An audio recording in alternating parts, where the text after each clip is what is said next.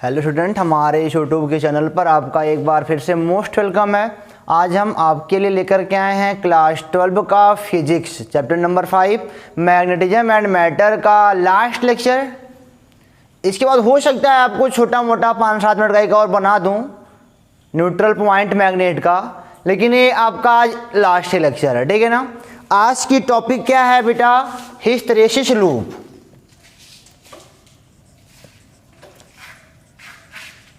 Hysteresis loop अगर किताब में देखते होगे तो मछली की तरह गोल मटोल सा दिखता होगा और समझ में कुछ नहीं आता होगा। हिस्टैरिसीस लूप क्या होता है बेटा? इसकी हिंदी पहले जान जाओ कि होती है शैथिल्य वक्र। शैथिल्य वक्र, ठीक है ना। इस हिस्टैरिसीस लूप की हिंदी होती है शैथिल्य वक्र। अब शैथिल्य क्यों रखा गया हमको भी नहीं पता, ठीक है। तो बेटा ये है क्या? पहली बात बेटा, हिस्टैरिसीस लूप है क्या, हमको बताता क्या है क्या नहीं है। अब इतनी आसानी से बताऊंगा आपको, सबको समझ में आ जाएगा, परेशान ना हो। देखो हिस्टैरिसीस लूप बताता क्या है? ये बेटा बताता है आपको प्रॉपर्टी, ये आपको बताता है गुण को, किसके? फेरोमैग्नेटिक एलिमेंट के, ठीक है ना। बस कुछ बता थोड़ी है, इससे हमको मिलेगा एक प्रॉपर्टी मिलेगी किस एलिमेंट की? फेरोमैग्नेटिक एलिमेंट की। फेरोमैग्नेटिक एलिमेंट की एक प्रॉपर्टी हमको मतलब कि देगा ये। फेरोमैग्नेटिक एलिमेंट की प्रॉपर्टी का वक्र खींचना ही क्या कहलाता है? हिस्टैरिसीस लूप कहलाता है, ठीक है ना। फेरोमैग्नेटिक एलिमेंट के बेटा मैग्नेटाइजेशन का वक्र खींचना क्या कहलाता है? जो वक्र बनता है ना उसके मैग्नेटाइजेशन का या डीमैग्नेटाइजेशन का, वही जो वक्र बनता है उसे हम क्या कहते हैं बेटा? हिस्टैरिसीस लूप कहते हैं। यानी कि बेटा ये प्रॉपर्टी को बताता है, देखो स्पेलिंग गलत हो रहा है, प्रॉपर्टी को बताता है फेरोमैग्नेटिक एलिमेंट के। चलो अच्छा, मैं आपको थोड़ा मोड़ा ज्ञान दिला दूं। आई और एच का नाम सुना होगा आपने। आई क्या होता है बेटा? ये मैग्नेटाइजेशन है, मैग्नेटाइजेशन है, वो भी इनसाइड वाला। कौन सा वाला है? इनसाइड वाला, अंदर जो मैग्नेटाइज होता है, मतलब कि एलिमेंट के अंदर जो मैग्नेटाइज होता है। और एस क्या होता है? जो आउटसाइड से आप देते हो मैग्नेटिक फील्ड, ठीक है ना। एच क्या करता है? आई को बनाता है। एच ही आई को बनाता है। अगर मतलब कि कोई एलिमेंट है, आप बाहर से एच दे रहे हो, यानी कि बाहर से मैग्नेटिक फील्ड लाइन दे रहे हो, तो अंदर वाले क्या होते हैं? मैग्नेटाइज होते हैं। वही आई और एच, कुछ होता नहीं ज़्यादा। तो ये बेटा जो वक्र बनेगा किसके और किसके बीच बनेगा? यह भी जान लो, यह बनेगा आपका आई और एच के बीच ग्राफ बनेगा। यह ग्राफ किसके बीच बनेगा? आई और एच के बीच यह ग्राफ बनेगा, ओके। और आपकी एनसीईआरटी में वही बनाएगा बी और एच के बीच। एनसीईआरटी बुक हमने देखी है, उसमें बी और एच के बीच बनाया है, ठीक है ना। लेकिन आई और एच वर्मा साहब की बुक है बेटा, एच सी वर्मा साहब की बुक है आई और एच। जो आई और एच बनता है वही बी और एच के बीच ग्राफ बनता है, ठीक है। चलिए अच्छा, मान लो हमने एक फेरोमैग्नेटिक एलिमेंट ले लिया। चलो मान लो हमने एक फेरोमैग्नेटिक एलिमेंट लिया। फेरोमैग्नेटिक एलिमेंट जैसे बेटा कह सकते हो वही आयरन ले लो, सॉफ्ट आयरन, कच्चा लोहा, नरम लोहा लिया, ठीक है ना। चलो ले लिया। अब यहाँ पे देखो जरा बढ़िया से देखना, ये मान लो एलिमेंट ले लिया। इसका आप जानते हो कि नेट डाइपोल मोमेंट जीरो नहीं होता है, कुछ ना कुछ डाइपोल मोमेंट होता है। इनके हर एक एटम का टोटल का बताओगे, ठीक है। अभी मान लो शुरुआत अवस्था है, मतलब कि फर्स्ट केस है इसका, कह सकते हो फर्स्ट केस। अभी मैंने इन पर कोई एच नहीं लगाया है, ऐसे खाली रखा गया है, ये खाली ऐसे रखा गया है, ठीक है ना। मैंने कुछ नहीं करा है, एक्सटर्नल फील्ड मैंने दी नहीं। ऐसे नहीं लगाने का मतलब क्या कि मैंने इन पर एक्सटर्नल फील्ड दी ही नहीं। तो देखो जरा, अगर एक्सटर्नल फील्ड नहीं दोगे तो एच का मान जीरो होगा। जब दोगे नहीं तो भाई ये मैग्नेटाइज भी नहीं होगा, अंदर कुछ नहीं होने वाला। तो बेटा आई का मान भी क्या हो जाएगा? जीरो हो जाएगा, ठीक है ना। यानी कि यह कहाँ पे मिलेगा इस वाले वक्त बेटा? 2D में कहाँ मिलेगा, H और I के बीच का ग्राफ अगर मैं बनाऊं तो बेटा H शुरुआत में फर्स्ट केस है, अभी कुछ नहीं करा मैंने, H0 I जो तो कहोगे सर यहाँ मिलेगा, नहीं ओरिजिन है इसका, ऐसे कह सकते हो बेटा ओरिजिन का केस यही है। चलो केस सेकंड लेते हैं इसका। एक बात जान लो, पैरामैग्नेटिक एलिमेंट जो होते हैं वो प्रोपोर्शनल होते हैं डायरेक्टली एच के, आई प्रोपोर्शनल एच डायरेक्टली होता है, ठीक है ना, आई घटाओगे तो एच भी घटेगा, एच बढ़ाओगे तो आई बढ़ेगा, ऐसा होता है। लेकिन बेटा ये डायरेक्टली नहीं होता, फेरो में ना ये डायरेक्टली नहीं होता, फेरो में आई एच के डायरेक्टली प्रोपोर्शनल नहीं होता। अगर आपको पीछे याद है बेटा तो आपको मैं बता दूं कि थोड़ा सा दिया था तुरंत बहुत ज़्यादा हो गया, डायरेक्टली नहीं है ना, डायरेक्टली होता है कि 2 दिया 2 बढ़ा, 3 दिया तो 3 बढ़ा, लेकिन ये थोड़ा सा दिया तो फेरो में बहुत ज़्यादा बढ़ जाता है। बेटा मैं आपको बताता हूँ, अगर पीछे आपने फेरो फेरा डाया का अगर आपने प्रॉपर्टी नहीं पढ़ा है तो पढ़ के आ जाओ, सब आसान है, कुछ है नहीं, अभी मैं बनाता हूँ आराम से। देखो आपने क्या सीखा कि पैरा में प्रोपोर्शनल डायरेक्ट होता है आई टू एच के, बट ऐसा फेरो में नहीं होता है, ठीक है ना, ये बात याद करना, फेरो में ऐसा कुछ नहीं होता है। चलो मैंने एक काम करा ना कि अब सेकंड केस में मैंने कहा कि इनको एक सोलेनाइड के अंदर रखते हैं, सेकंड केस में मैंने कहा कि इनको एक सोलेनाइड के अंदर रखते हैं, ठीक है ना। शुरुआत में क्या था कि ऐसे मतलब कि ऐसे था, ऐसे शुरुआत में इसमें कोई करंट नहीं था, ओरिजिन की बात कर रहा हूँ, ठीक है ना, इसमें कोई करंट नहीं था, कोई मैग्नेटिक फील्ड नहीं थी, कोई एच नहीं था तो कोई आई नहीं था। चलो अब मैंने कहा इसमें आई करंट फ्लो करा दो बेटा।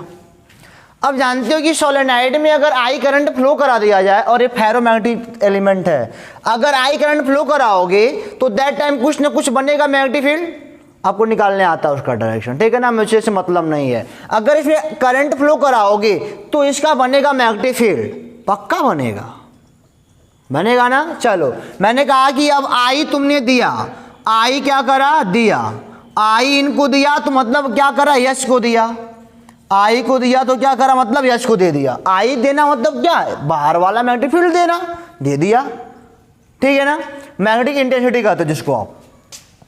अब क्या होगा, इनके डाइपोल अलाइन होंगे। अब क्योंकि जानते हैं इनके पास तमाम डोमेन होते हैं, इनके पास छोटे छोटे होते हैं, लेकिन कुछ भी हो बेटा, अगर ऐसे मतलब फ्लो हो रहा है तो मैग्नेटिक फील्ड का कुछ डायरेक्शन होगा, मान लो उसका डायरेक्शन इधर है मैग्नेटिक फील्ड का, तो इसके डाइपोल क्या होंगे, अलाइन होंगे। मतलब क्या, अगर आई दोगे तो यश बनेगा, और यश बनेगा तो आई भी बनेगा, यश बनेगा तो अब इनको मैग्नेटाइज करेगा वो, अब कहेगा तुम भी मेरे ओर आ जाओ, आते भी हैं, साथ भी देते हैं, बहुत ज़्यादा साथ देते हैं।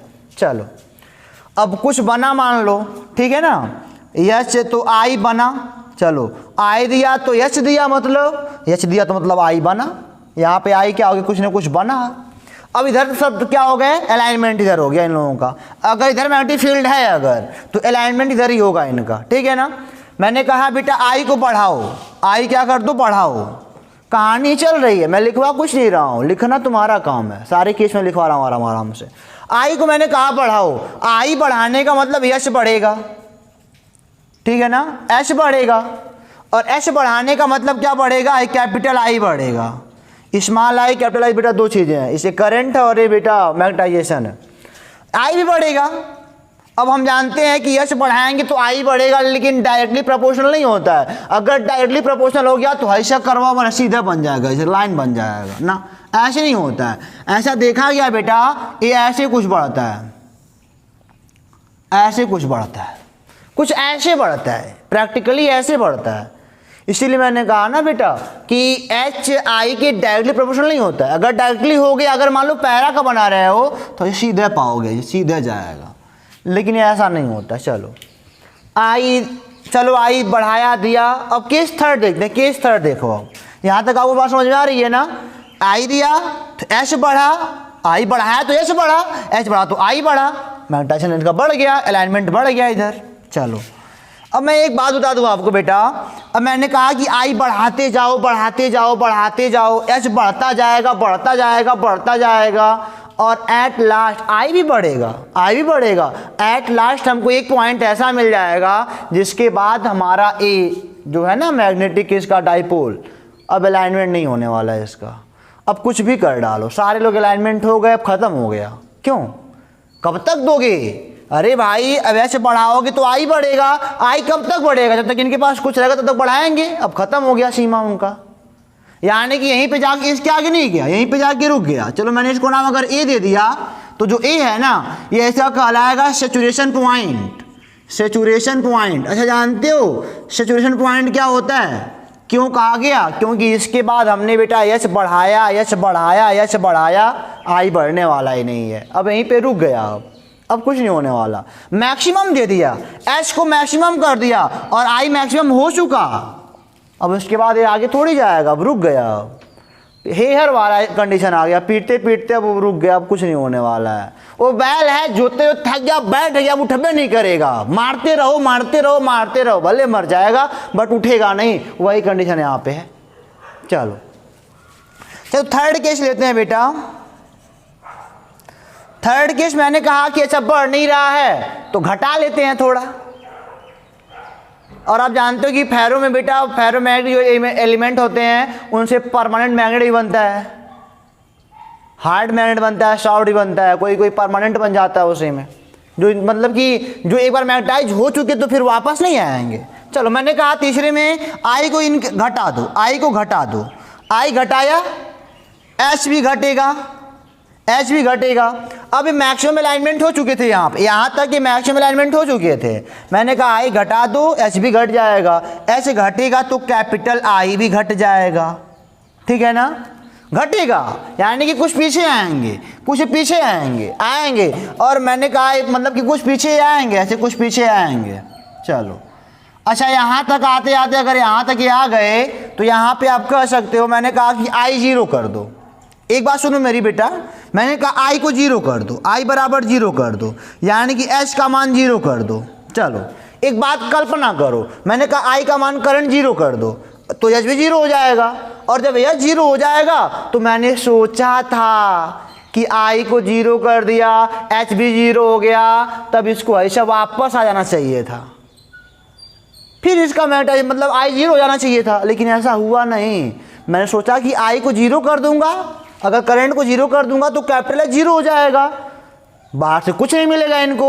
मैंने सोचा कि तुरंत आई यानी कि जैसे थे वैसे हो जाएंगे, लेकिन हुए नहीं। बहुत दुष्ट किस्म के आदमी हैं, हुए नहीं। एक बार मैग्नेटाइज हो चुके हैं ना, इसीलिए इनका नाम फेरो पड़ा है, इसीलिए फेरो है। पैरा होता तो आ जाता, लेकिन ये नहीं आने वाला। ये बेटा जानते हो क्या हुआ, कुछ अलाइनमेंट पर आगे पीछे हुआ, कुछ अलाइनमेंट आगे पीछे हुआ, बाकी वैसे ही हैं। लो कुछ थोड़ा मोड़ा बस हुआ हम, लेकिन उधर ही है, तभी यहाँ पे क्या आके रुक गया। यहाँ पे क्या देख रहे हो बेटा, यहाँ पे एच का मान जीरो है, समझ रहे हो ना। यहाँ पे बाहर से कुछ नहीं मिल रहा है, यहाँ पे एच का मान जीरो है और आई का मान कुछ न कुछ है। मैग्नेटाइज हो चुका है, जीरो मैंने आई जीरो करा तो ये जीरो हुआ, लेकिन बेटा इसका मैग्नेटाइजेशन जीरो नहीं हुआ ना, ये तो एनर्जी पा चुका है। अब कह रहा है कि मैं नहीं, तुम भले जीरो, मैं नहीं जीरो होऊंगा, मैं नहीं होऊंगा, ये नहीं होएगा। ये यहाँ तक आ गया, थोड़ा सा कम हुआ, देखो पहले यहाँ तक था लेकिन थोड़ा सा कम हो गया, लेकिन पूरा कहो तो डीमैग्नेटाइज नहीं हुआ, मैग्नेटाइज हो चुका है अब यहाँ तक। चलो अब मैं बात करता हूँ, अब तो आई जीरो कर दिया, अब क्या करूँ। चलो चौथा केस लेते हैं बेटा। एक बात और जान लो, यहाँ से जो यहाँ तक अगर मैं इसका नाम बी दूँ, इसका नाम ओ दूँ, तो जो बेटा बी से लेके ओ तक के है ना ऐसी प्रॉपर्टी, जो बी से लेकर ओ तक, इसे कहते हैं रिटेंटिविटी। रिटेंटिविटी, रिटेंटिविटी क्या होती है बेटा, इसे आप कह सकते हो सुग्राहिता। क्या कह सकते हो, सुग्राहिता। ये फेरोमैग्नेटिक एलिमेंट की सुग्राहिता है। क्या है सुग्राहिता बेटा, एक कैपेसिटी होती है, फेरोमैग्नेटिक एलिमेंट की एक कैपेसिटी होती है कि कहाँ तक अपने चुंबकत्व को बनाए रखता है। कोई कहता है कि व्हाट रिटेंटिविटी, तो बोलोगे बेटा रिटेंटिविटी वो होती है कि अगर बाहर का मैग्नेटिक फील्ड हटा लिया जाए तब भी बेटा यह एलिमेंट कितना मैग्नेटाइजेशन बचाए रखता है, उसे क्या बोलते हैं, रिटेंटिविटी बोलते हैं। एक प्रॉपर्टी है, कैपेसिटी है, कह सकते हो किसकी, फेरोमैग्नेटिक एलिमेंट की, कि मैंने बाहर से एच हटा दिया फिर भी मैग्नेटाइजेशन कुछ ना कुछ बचा है इसका, ठीक है ना, आई बचा है, ठीक है। चलो यहाँ पे हमको क्या मिला, रिटेंटिविटी मिला कि खत्म नहीं होने वाला। अच्छा एक काम करते हैं यार, ये तो अब जिद्दी हो गया कि यहीं तक रुक गए, अब ये कह रहे हैं कि मैं आऊँगा नहीं, आई को जीरो कर दिया, इनको जीरो करना हमको। मैंने कहा कि चलो एक प्रश्न बनाता हूँ, आई को हमको जीरो करना, कैसो करो। जानते हो क्या करेंगे, चलो देखो चौथा केस देखो।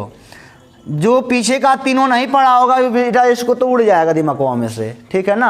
अब जानते हो मैंने क्या करा, मैंने कहा करंट को अपोजिट कर दो, करंट को अपोजिट डायरेक्शन में कर दो, देखो क्या होने वाला है। चौथे केस में मैंने बोला कि करंट को अपोजिट डायरेक्शन में कर दो, अपोजिट नहीं यहां नहीं लिखूंगा भाई, यहां नहीं लिखूंगा, नहीं तो ग्राफ नहीं बनेगा हमारा। करंट को अपोजिट डायरेक्शन में कर दो। चलो अब देख रहे हो, अब उल्टा पुल्टा मऊ काम करेंगे, यो कहे नहीं मानेंगे तो मऊ कहे कि हम जिद्दी इंसान है तुमको जीरो करेंगे। अब करंट को जब अपोजिट में कर दिया तो जो मैग्नेटिक फील्ड बेटा इधर बन रही थी, इधर बन रही थी, अब वो इधर बनेगी, पक्का बनेगी। क्यों, जो इधर मैग्नेटिक, देखो करंट जब ऐसे था मान लो तो इधर मैग्नेटिक फील्ड बन रहा था तो इधर अलाइनमेंट हो रहा था, मैंने कहा करंट का अपोजिट कर देते, देखते तुम्हारी कहाँ तक हिम्मत है, अपोजिट करंट कर दिया। अब देखो अब इधर मान लो इसका मैग्नेटिक फील्ड इधर बन रहा हो, मान लो बेटा उल्टा करने पर तो उल्टा बनेगा, इधर बनेगा और इधर बनेगा, तो अब इधर भागेंगे, आएंगे अब उल्टा आएंगे, अपने शुरुआत वाले केस में आ जाएंगे।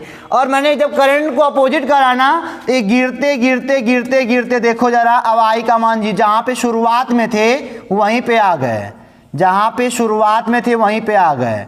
अब यहाँ पे क्या है, देखो यहाँ पे आपने एच, देखो बेटा यहाँ पे आपका आई जो है ना, यहाँ पे आई जीरो हो गया क्योंकि हाँ बेटा यहाँ पे आई जीरो हो गया क्योंकि एस वाला प्लेन है, तो यहाँ पे आई का मान क्या हो गया, जीरो हो गया, यानी कि ये क्या हो गया, डीमैग्नेटाइज हो गया। ये क्या हो गया, डीमैग्नेटाइज बोलते हैं। कि बेटा चुंबकत्व तो खत्म हो गया, अब इनका उल्टा कर, जो बनाया था उसको उल्टा कर खत्म कर, जैसे पहले तो वैसे हो गए। अब चलो उल्टा करने का फायदा हुआ कि आई का मान जीरो है, लेकिन यहाँ पे एच कुछ न कुछ है, और एच कुछ न कुछ है वो निगेटिव है, वो क्या है, निगेटिव, क्योंकि आपने उल्टा दे रखा है, ठीक है ना। यहाँ पे एच कुछ न कुछ है। चलो ठीक है, अब चलते हैं इनका पांचवा केस देखते हैं। अब इनका पांचवा केस देखते हैं। पांचवें केस में मैंने अब इधर हो चुके हैं, अब देखो अभी अलाइनमेंट इधर हो चुका, मैं बना दे रहा हूँ इसका ग्राफ। अब अलाइनमेंट जैसे पहले था वैसे हो गया है, ए अलाइनमेंट अब ऐसे हो गया है, ठीक है ना, ए अलाइनमेंट ऐसे हो गया है अब, ओके। अब देखो जरा इधर अलाइनमेंट हो गया, जीरो हो गया। पांचवा केस मैंने कहा कि वही करंट और बढ़ा दो, वही करंट और बढ़ाओ और बढ़ाओ और बढ़ाओ, तो शुरुआत वाला केस है, मैग्नेटाइज उधर भी होंगे अभी। अब मैंने कहा वही करंट क्या कर दो और बढ़ा दो, और वही करंट और बढ़ा दो, तो वही अच्छा और बढ़ जाएगा, वही अच्छा क्या हो जाएगा और बढ़ जाएगा, और वही अच्छा आई वही और क्या हो जाएगा और बढ़ जाएगा। बट क्या हो रहा है, सब विपरीत हो रहा है। अब ग्राफ नीचे आएगा, क्यों, अब ऐसे हो गया। चलो अब यहाँ तक मान लो आ गया, ये मान लो बेटा ए बी या सी है और या डी वाला पॉइंट है, ठीक है ना, यहाँ तक ग्राफ आया।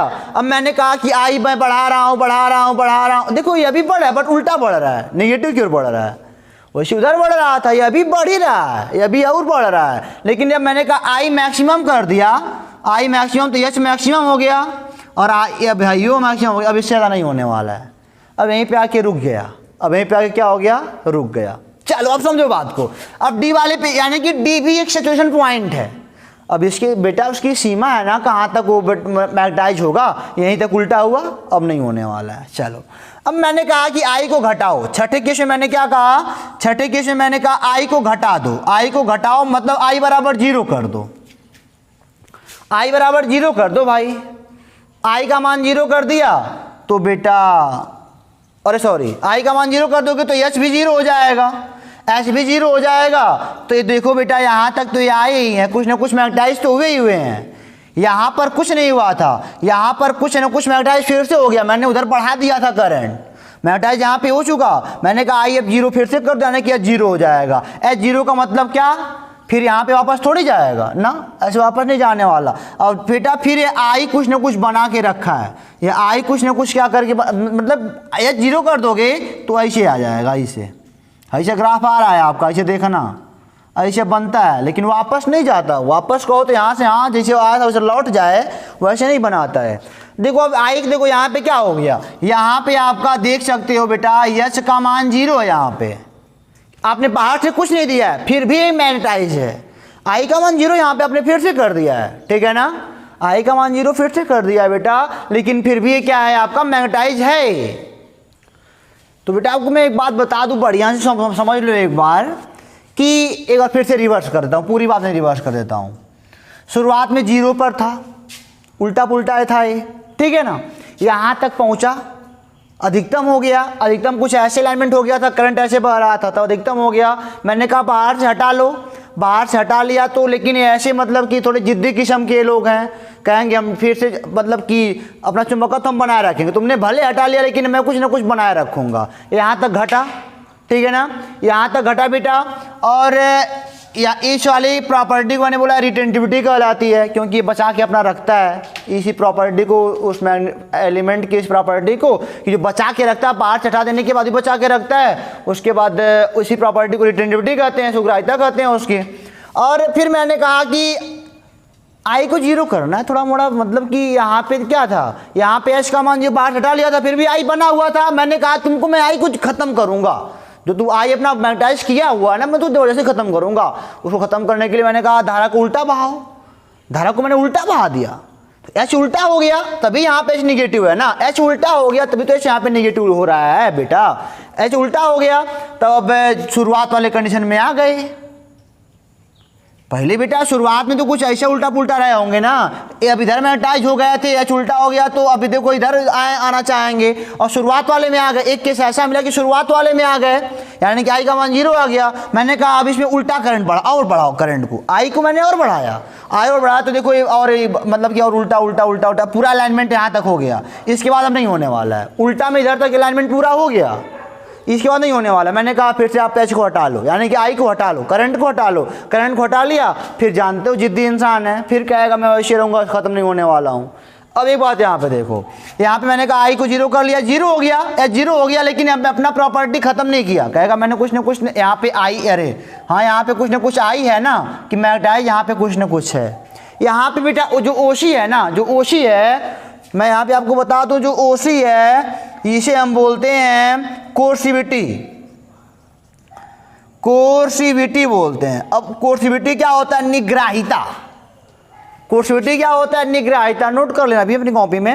ये क्या होता है कोर्सिविटी, तो मैं आपको बता दूं बढ़िया से कि कोर्सिविटी बेटा एक ऐसी चीज है, एक ऐसा अमाउंट है, एक ऐसी प्रॉपर्टी है कि जो किसी फेरोमैग्नेटिक एलिमेंट में जो मैग्नेटाइजेशन हो गया है उसको 0 करने का काम करता है।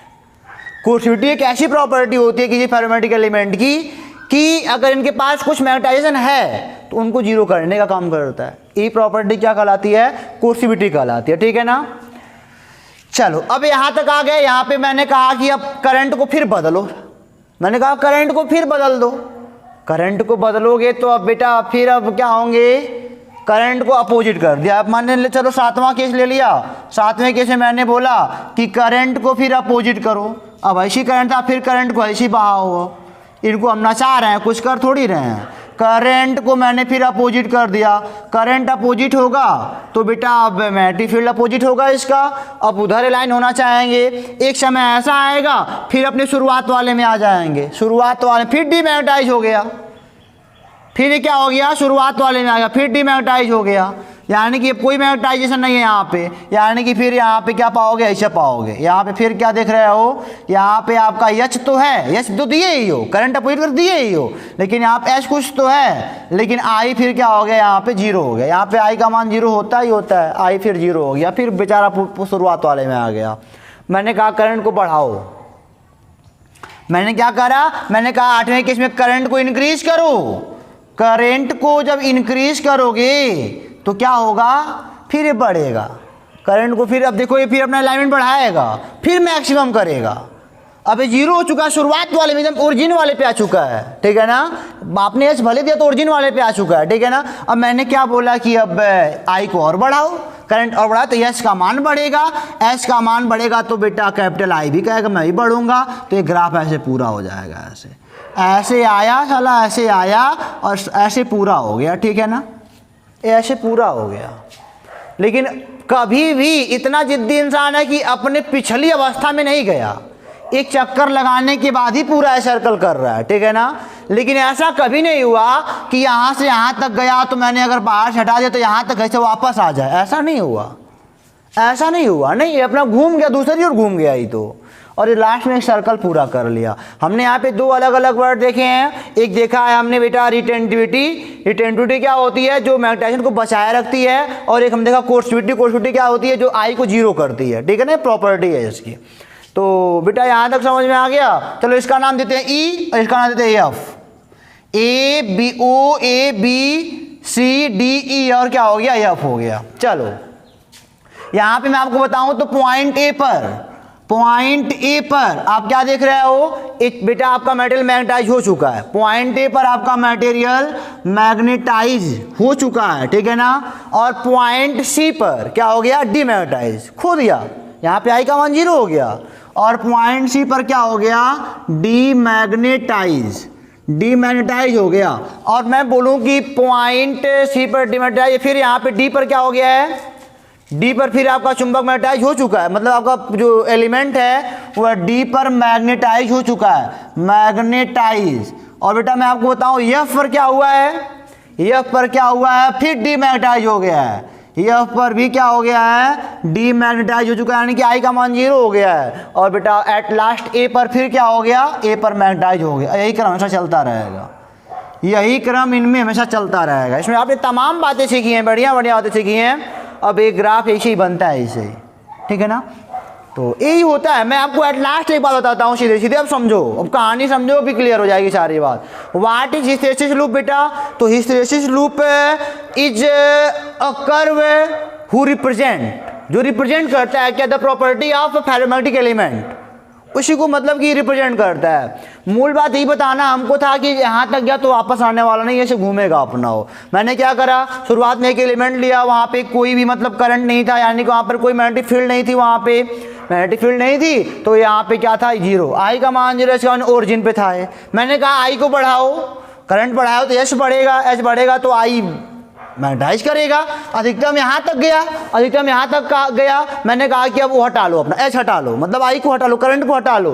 तो देखो क्या यहाँ 0 आया? नहीं आया। फिर अपना यहाँ कुछ कम हो गया, लेकिन यहाँ तक क्या है कि मतलब कि ये जान जाओ कि फेरोमैग्नेटिकली बहुत जिद्दी किस्म का इंसान है, ठीक है ना। एक बार अगर अपने बालों को एक और खड़ा कर लिया ना, हवा मारे तो खड़ा हो गया, समझो बात को बेटा। ये मान लो बाल है, लाइव बाल है, हवा मारे तो सारे बाल खड़े हो गए। अब हवा गया तो सारे बाल को नीचे आना चाहिए ना, नहीं आया, नहीं आया। बस वही प्रॉपर्टी है पूरी इसकी, नहीं आया, सारे नहीं आया, कुछ आएंगे। हवा जब तक मारेगा, आप गाड़ी चलाते हो, बाई किसी को गाड़ी चलाते देखते हो बिना हेलमेट के, तो हवा चलता है, सारे बाल खड़े हो जाते हैं उसके। और सारे बाल जब खड़े होते हैं, गाड़ी रोकता है तो हवा खत्म, कुछ बाल गिरते हैं, सारे थोड़े गिरते हैं। ठीक वही प्रॉपर्टी है इसकी। आई बात समझ में? तो देखो यहाँ पर आया, फिर मैंने कहा कि सारे बालों को गिराना है। मैंने कहा सारे बालों को गिराना है, तो मैंने कहा हवा उल्टा चलाओ। अब मान लो शुरुआत में ऐसे हवा उल्टा चलाओ, हवा उल्टा चलाया, वही काम यहाँ पे मैं कर रहा हूँ। उल्टा चलाया तो सारे बाल गिर गए, सारे बाल क्या हो गए? गिर गए। और एक केस ऐसा आया कि सारे जैसे पहले था वैसे हो गया, सारे यहाँ पे आ गए। नहीं, फिर मैंने कहा और बढ़ाओ, और बढ़ाओ। मैंने कहा कि उसको और बढ़ाओ, तो बेटा फिर मैग्नेटाइज हो रहा है। अब इधर से उल्टा खड़ा हो रहा है। जब सारे बाल सो गए, शुरुआत वाले में आ गए, मैंने कहा अब उसको और बढ़ाओ, तो सारे बाल इधर से खड़े हो गए, अब इधर से खड़े हो गए, अधिकतम यहाँ तक खड़ा हुआ। फिर मैंने कहा फिर हटा लो बेटा, बाहर से हटा दो, बाहर से हटा दिया, फिर 0। फिर कुछ थोड़ा मोड़ा क्या हुआ? गिरा, थोड़ा मोड़ा खड़ा ही रहा। जिद्दी किस्म का है ना, बाल वाला केस सारा है। उसके बाद मैंने कहा आप अपोजिट फिर करो करंट को, यानी कि हवा को अपोजिट करो। अब फिर क्या होगा? फिर शुरुआत वाले अवस्था में आ जाएगा, फिर जैसे था उसे फिर सो जाएगा बेचारा। फिर मैंने कहा कि अब और बढ़ाओ, उधर से और बढ़ाओ, तो फिर क्या हो गया? मैग्नेटाइज हो गया। ये बाल का केस है सारा। अब बाल का केस समझ में नहीं आएगा तो बेटा समझाने के लायक कुछ बचा भी नहीं है, ठीक है ना। अपने आप को गाड़ी पे बैठा लेना, उल्टा पुल्टा हवा के देख लेना, ठीक है ना। 5, 6 के 7, 8 केस मैंने बना दिया आसानी से चले आपको। यही जो वक्र है, यही जो लूप है, यही क्या कहलाता है? हिस्टैरिसीस लूप कहलाता है बेटा, ठीक है ना। किसका? ये केवल होता है फेरोमैग्नेटिज्म में होता है, यानी कि फेरोमैग्नेटिक एलिमेंट में होता है। ये बात नोट कर लो कि इसमें I directly proportional to H नहीं होता है ना, ठीक है। तो आपको बात यहाँ तक समझ में आ गई ना बेटा?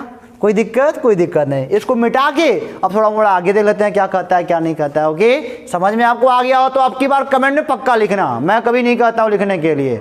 समझ में आएगा तो पक्का कमेंट बताना आप हमको।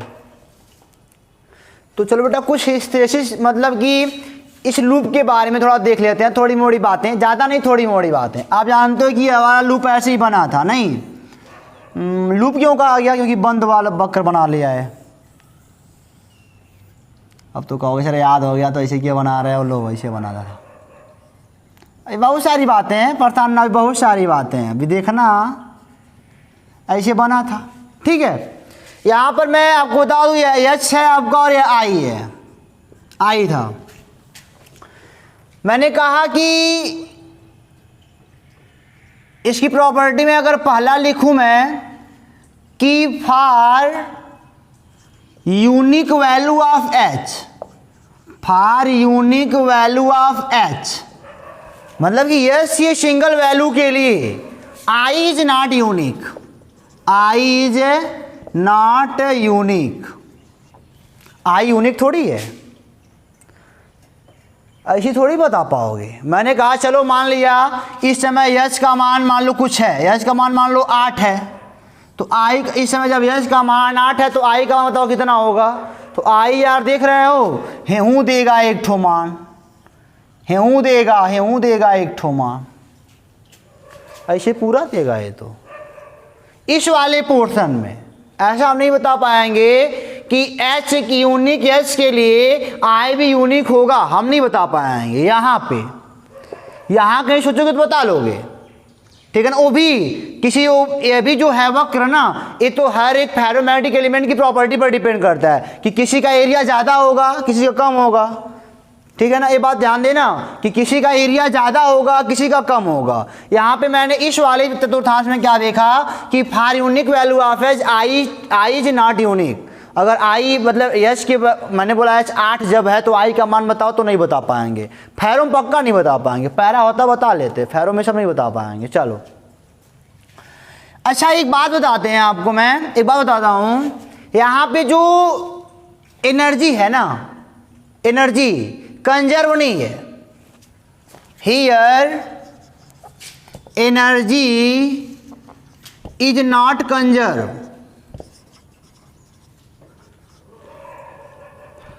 संरक्षित नहीं है ऊर्जा, ऊर्जा संरक्षण का पालन नहीं करती ऐसा हम थोड़ी कहेंगे, लेकिन ऐसा है नहीं। एनर्जी कंजर्व कब होती है कि जब मैंने एनर्जी दिया तो यहाँ तक पहुँचा और एनर्जी हटा लिया तो फिर वापस यहीं तक आ जाए, तो हम कहते हैं कि वास्तव में एनर्जी कंजर्वेशन को फॉलो कर रही है। लेकिन बेटा हम इतने बड़े नियम को चुनौती नहीं दे पाएंगे कि एनर्जी कंजर्वेशन का नियम खत्म करा देंगे ना। होता है, जानते हो क्या होता है, कुछ एनर्जी बेटा हीट में चली जाती है।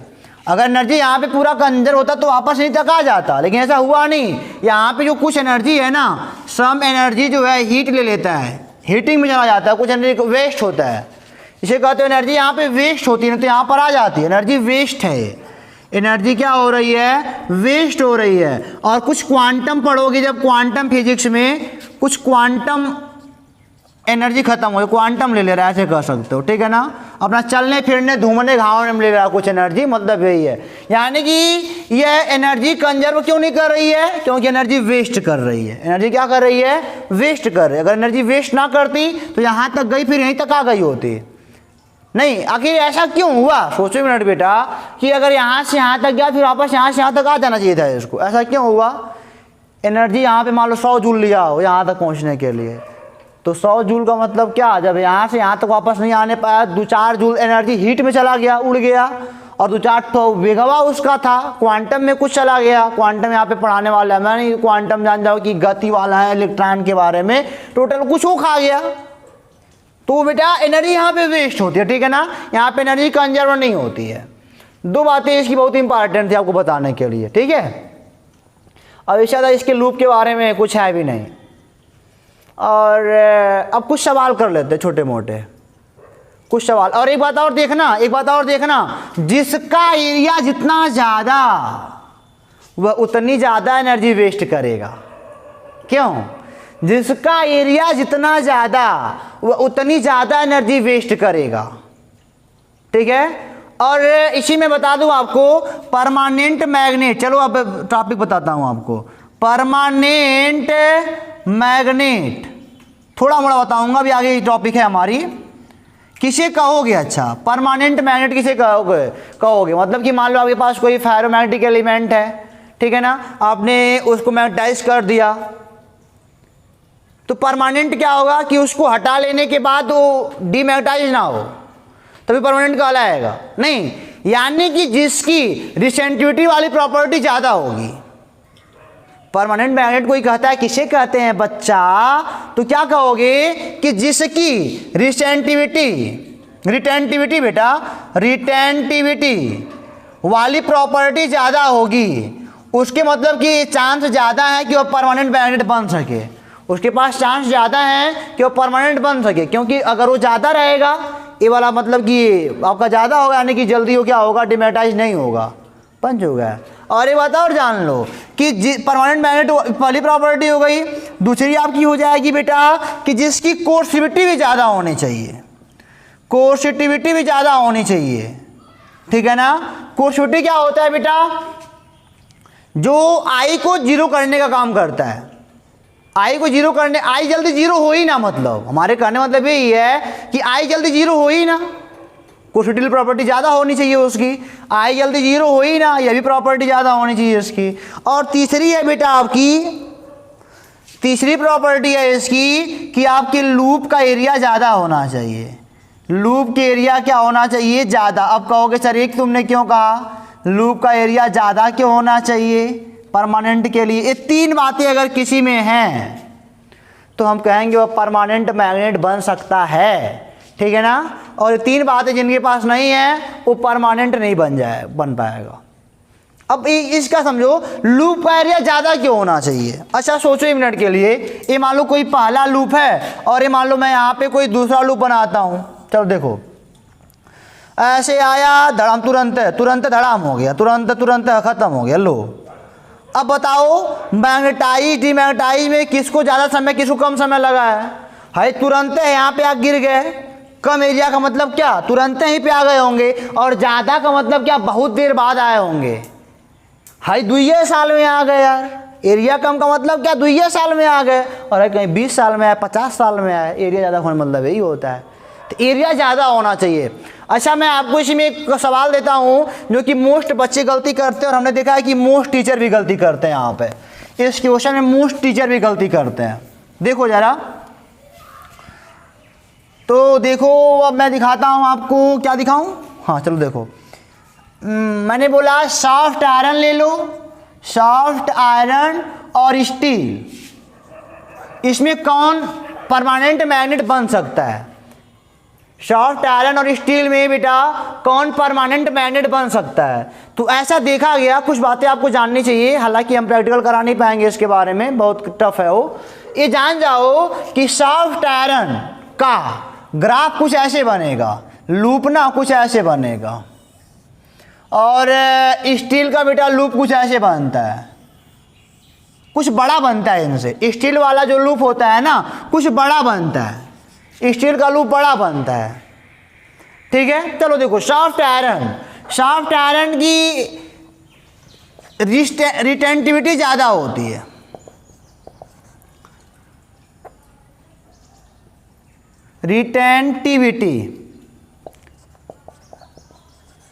रिटेंटिविटी सॉफ्ट आयरन की ज़्यादा होती है, ठीक है ना। ये जान जाओ, थोड़ा मोड़ा फर्क होता है, बहुत ज़्यादा फर्क नहीं होता है। एक बात जान लो, इन दोनों में बहुत ज़्यादा अंतर नहीं होता है। सॉफ्ट आयरन की रिटेंटिविटी ज़्यादा होती है, इसकी कोर्सिविटी भी ज़्यादा होती है, इसकी कोर्सिविटी अरे बेटा कोर्सिटिविटी भी ज़्यादा होती है, ठीक है ना। चलो आ जाओ, लेकिन बेटा इसका लूप छोटा होता है। इसका लूप क्या होता है, सॉफ्ट आयरन का लूप क्या होता है, छोटा होता है, लूप बेटा छोटा होता है, ठीक है ना। और अगर स्टील की बात करूं तो देख सकते हो कि यही ग्राफ है, दोनों मेनली बुक का ग्राफ यही है। तो इसकी रिसेंटिविटी भी ज़्यादा है, इसकी कोर्सिटिविटी भी ज़्यादा है, और इसका बेटा लूप भी ज़्यादा है, ठीक है ना। तो बता दो स्टील में और सॉफ्ट आयरन में कौन बेटा आपका परमानेंट बन सकता है बढ़िया से, तो बेस्ट परमानेंट स्टील बनाएगा। बेस्ट परमानेंट स्टील बनाएगा। और एक बात मैं आपको बताता हूं, अब याद रखना अंतिम बात है हमारी, उसका मैं क्लोज करूंगा इस टॉपिक को। मैंने क्या कहा, देखो स्टील बेटा परमानेंट बनाएगा, स्टील परमानेंट मैग्नेट बनाएगा, पक्का बनाएगा, और ये लोहा नहीं बना पाएगा, नरम लोहा। क्यों? क्योंकि इसका जो लूप का एरिया है वो कम हो जा रहा है, इसलिए बस यही कारण है। बाकी रिसेंटिविटी और कोर्सिविटी दोनों की बेटा लगभग बराबर होती है, बट इनका लूप ज़्यादा बनाता है। चलो अच्छा, एक बात मैं बताता हूँ आपको कि मान लो आपके पास एक जनरेटर हो या फिर एक ट्रांसफार्मर हो। ट्रांसफार्मर मैं आपको पढ़ाऊंगा और जनरेटर इसके अगले वाले चैप्टर में बहुत बेहतरीन ढंग से प्रैक्टिकल भी कराऊंगा। अच्छा मैं बताओ कि आपने अगर थोड़ा मोड़ा भी 10th में या कहीं सुना होगा तो जो उसके ऊपर एक कोर होता है, कोर के ऊपर एक वायर लपेटे जाते हैं, तो कोर बताओ कि सूटेबल किसका होगा, सॉफ्ट आयरन का होगा कि परमानेंट मैग्नेट का होगा? बहुत बढ़िया सवाल। मैंने कहा ट्रांसफार्मर ले लो, ट्रांसफार्मर ले सकते हो और जनरेटर ले लो, दोनों में मतलब कि दोनों सेम काम करते हैं, लाइट तो दोनों ही देते हैं बेटा। मैंने कहा कि जो इसका कोर होगा जिसके ऊपर मैं वायर लपेटता हूं वो स्टील का बेटर होगा कि बेटा इसका बेटर होगा, सॉफ्ट आयरन का? तो एक बात जान लो, स्टील बड़ा लूप बना रहा है तो बहुत ज़्यादा एनर्जी भी वेस्ट कर रहा है। जिसका लूप जितना ज़्यादा, ये देख लो ज़रा, एरिया ऑफ लूप लिख लो, area of loop proportional to waste energy. जितना ज़्यादा लूप बड़ा होगा उतनी ज़्यादा आपकी एनर्जी भी क्या होगी, वेस्ट होगी। चलो ये आप नोट कर लो।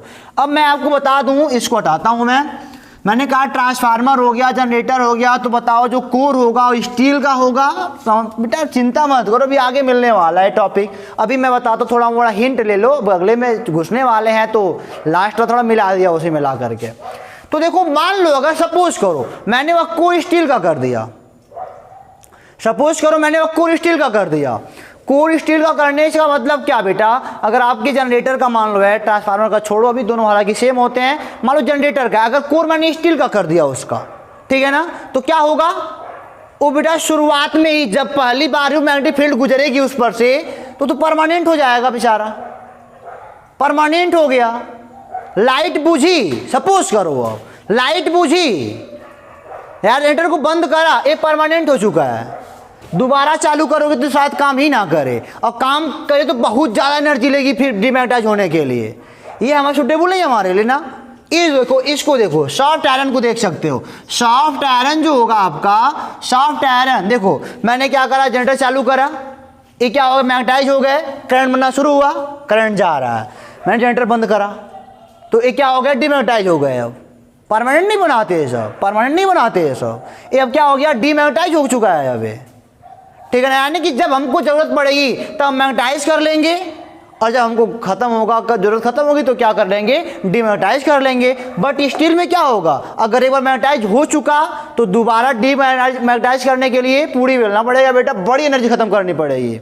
वैसे भी इसका लूप बहुत बड़ा होता है, और लूप बड़ा होने का एनर्जी बहुत ज़्यादा वेस्ट करता है। और एनर्जी वेस्ट क्यों करता है, सवाल ही बनता है कि स्टील एनर्जी वेस्ट क्यों कर रहा है, क्योंकि स्टील जो है ना वो परमानेंट मैग्नेट बनाता है, ठीक है ना। अगर एक बार मैग्नेटाइज हो गया तो आपको बहुत मेहनत करना पड़ेगा उसको वापस लाने में, ठीक है ना, वापस जबकि लाना पड़ेगा उसको ना, क्योंकि तो ऐसा थोड़ी होता है कि जनरेटर एक बार चालू करोगे तो पूरा साल भर चलाओगे, ऐसा नहीं होता ना, साल भर थोड़ी चला पाओगे उसको, मर जाएगा।